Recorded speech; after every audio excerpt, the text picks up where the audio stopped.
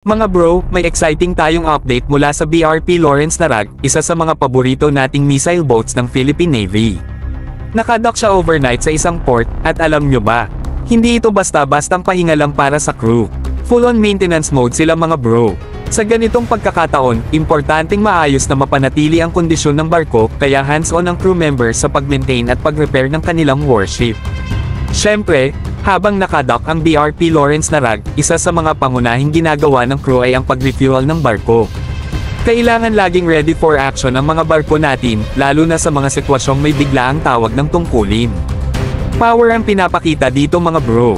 Isang solidong preparasyon na sinisiguro nilang di mawawala ng lakas kapag tinawag para mag-deploy sa mga kritikal na misyon.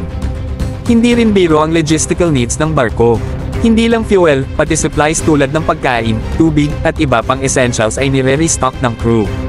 Lahat ay inihahanda nila para siguradong handa ang barko at crew sa anumang sitwasyon. Grabe, mga bro, dedication at disiplina ang pinapakita ng mga Philippine Navy personnel dito. Talagang walang iwanan sa mission readiness. Bukod pa rito, priority din ang safety checks. Alam naman natin na kahit gaano ka-powerful ang isang warship, kung may problema sa safety, delikado pa rin. Kaya talagang focused ang crew sa pagtiyak na lahat ng systems at kagamitan ay nasa best condition. Hindi lang basta operational mga bro, optimized for any scenario. Ang BRP Lawrence Narag, tulad ng ibang missile boats ng Philippine Navy, ay critical asset sa maritime defense operations natin.